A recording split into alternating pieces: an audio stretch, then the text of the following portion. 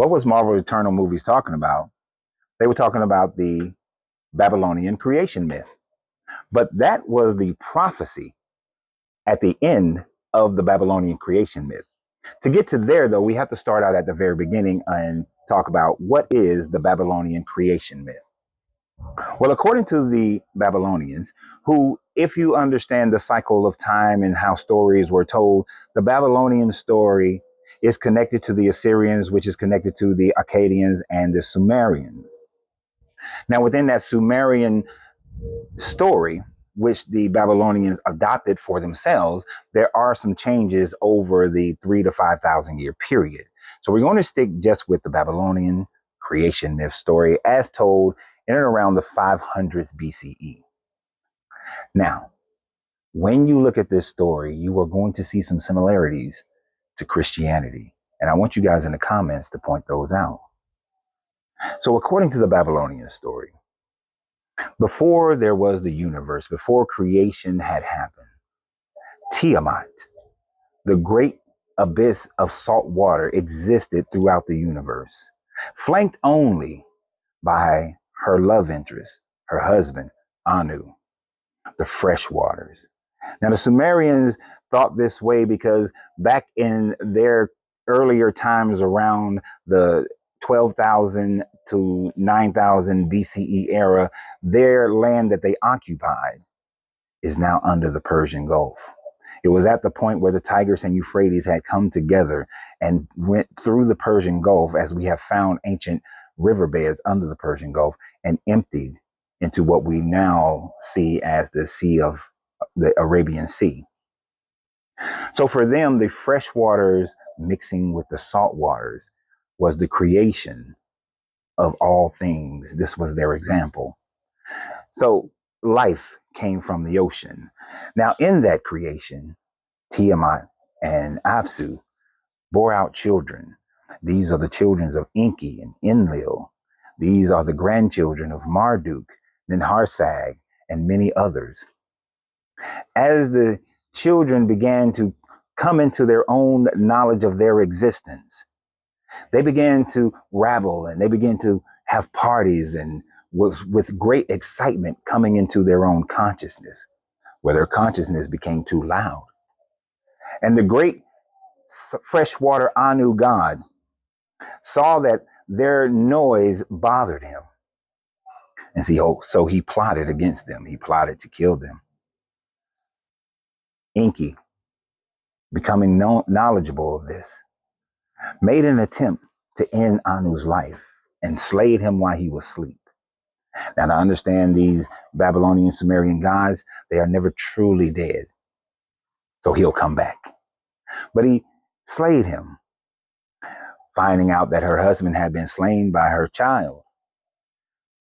Tiamat became very angry, and the waters became chaotic.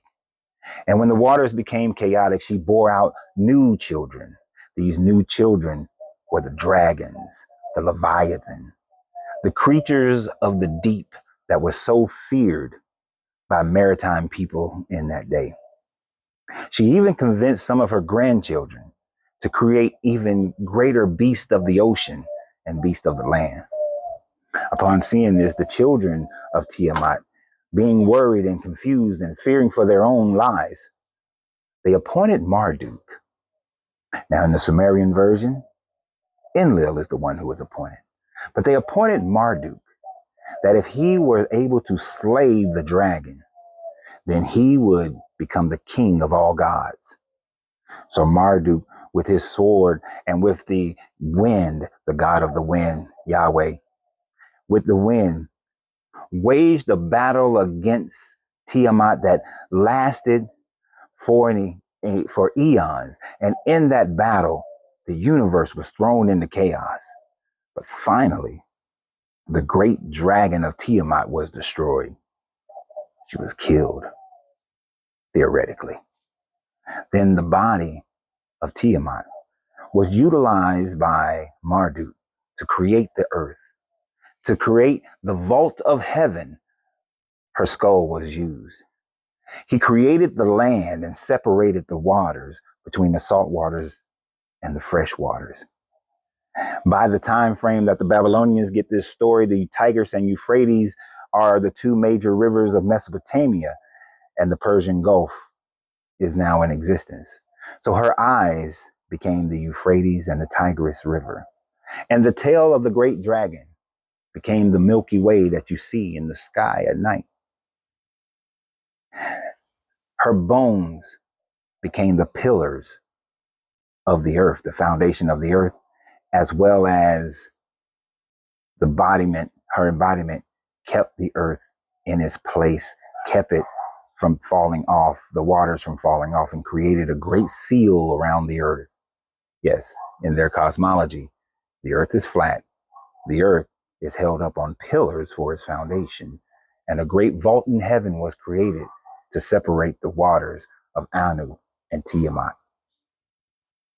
Now, Marduk becomes king. He becomes the king of all gods, the king of kings, the god of gods. All other gods are merely the B'nai Elohim. But the great prophecy, there is a prophecy of Tiamat's ultimate return. What did Marvel have to say about that? In order to grow, Tiamat needs vast amounts of energy from intelligent life. The Deviants prevented this by consuming humans until the Eternals eliminated them. Now, the human population of this planet has reached the required amount. It is time for the emergence to begin.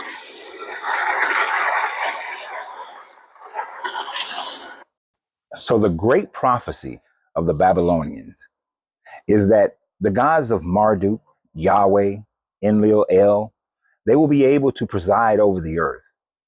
But as they preside over the earth, they all have their own different apocalyptic stories. And as man grows and man continues to pollute the oceans and pollute the land, Tiamat gains energy from the deep abyss and reforms herself. And at the end of all the apocalyptic time frames of all the different gods spread all over the world, Tiamat will then emerge once again and destroy the earth and destroy the children that killed her beloved Anu.